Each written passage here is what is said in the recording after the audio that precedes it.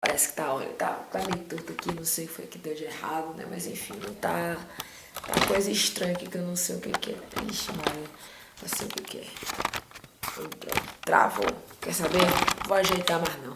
Vai ficar assim mesmo, ok? Vou falar aqui com vocês rapidinho, né? A questão do design antes de eu viajar, vou viajar já, né? E aí vou gravar esse vídeo, gravei um, mas não ficou legal, tive que regravar de novo e agora tá tudo meio torto. Não gosto nada disso. Mas enfim, né, na videoaula de hoje eu vou falar rapidinho sobre design e sobre vanguardas artísticas, né? O ponto principal, né, a questão é que o século XX foi repleto de transformações sociais, culturais e tecnológicas. E era a grande mudança, né, na forma de viagem foi o surgimento da fotografia. A fotografia ela mudou a forma, né, de se pintar, mudou a forma de se ver a própria arte, porque que na verdade, né, o que acontecia antes da fotografia, né, a pintura era elas eram realistas e ela de certa forma elas espelhavam, eram uma imitação da realidade. Com a fotografia, né, houve uma necessidade dos pintores de se reinventarem, de ver uma nova forma, né, de se ver a arte. E um dos pontos principais que a gente vai ter aí, né, é que a própria arte do lado do designer passou a ser apropriada para a elaboração de novos objetos, né? Então costumava-se não, a arte ela foi apropriada pela indústria, né? Porque antes da Revolução Industrial, como é que os objetos eram feitos? Eram feitos de forma artesanal. Uma pessoa dominava todo o processo, né? De, por exemplo, uma cadeira, como é que se fazia, e ela compreendia esse processo e dava um acabamento final, né? O objeto cumpria sua função, que um exemplo, uma cadeira, que era sentar, e de certa forma era voltado para uma pessoa. Com a Revolução Industrial, as coisas ficaram meio bagunçadas, né?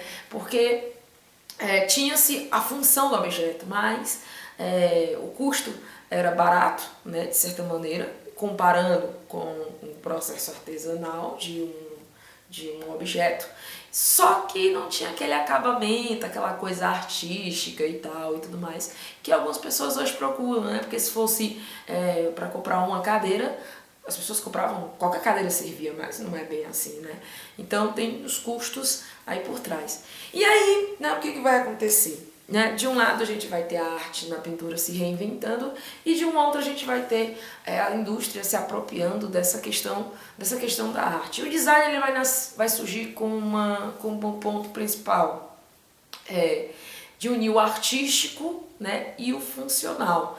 Vai surgir várias demandas, trabalhadores, e esses trabalhadores vão ter as suas necessidades, né? E essa questão aí do design, né, vai se reinventar justamente por isso, né, que era a demanda da cultura proletária, né? Vai ser essa cultura, essa nova massa de trabalhadores que vão buscar, né, as suas necessidades e tal. E, enfim, né, vai surgir nesse meio tempo aí a Bauhaus, que é uma escola de design que vai surgir nos anos 20, nos anos 30 na Alemanha, com o propósito de adentrar nesse processo, né, vai ser uma escola de design com as bases principalmente na arquitetura. E as pessoas que entravam na Bauhaus, elas tinham algumas etapas a elas se cumprir. Então ela conhecia os materiais com que ela ia trabalhar, ela participava de oficinas. E esse negócio tá torto. Acho que esse negócio tá torto. Nossa, sério. Mas enfim,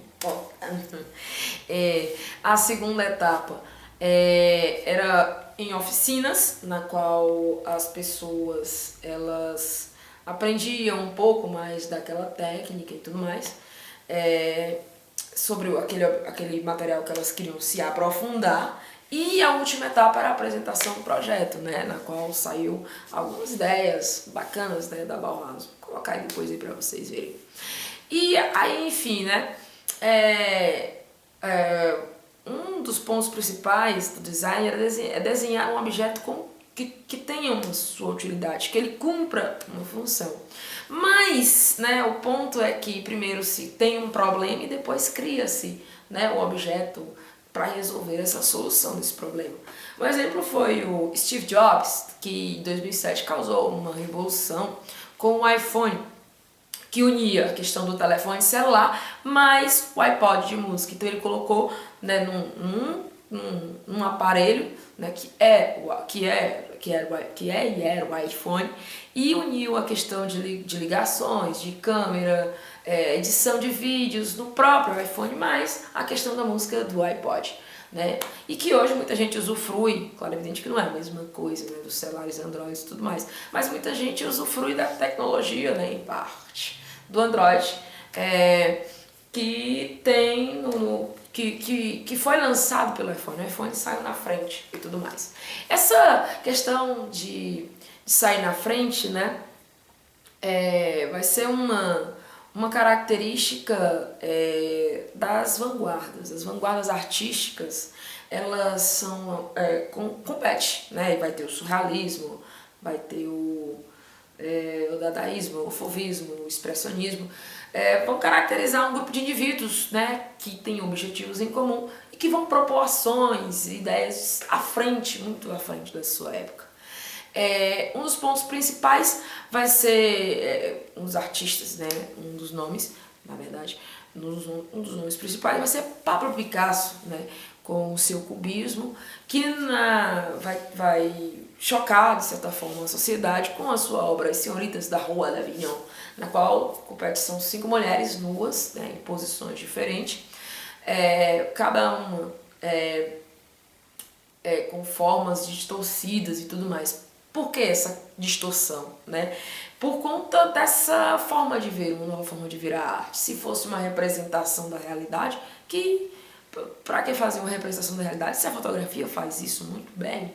Então, a arte ela passou a se reinventar através das formas, através das cores, enfim, através de várias outras formas.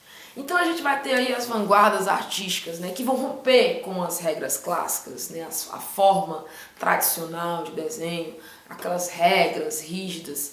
Esses artistas vão se unir em objetivos em comum, ideias em comum. É porque eu costumo dizer aos meus alunos, né, que a arte moderna ela vai ter um quê de filosofia, porque não vai ser só a arte voltada dentro de um contexto, né, histórico, com características definidas, mas essas características vão surgir de acordo com a necessidade, esses debates entre esses artistas e tudo mais, né, que vai ser, né, uma das vanguardas pioneiras vai ser o impressionismo, que é a questão da luz, né, que vai ser a primeira vanguarda a ser impactada propriamente pela arte.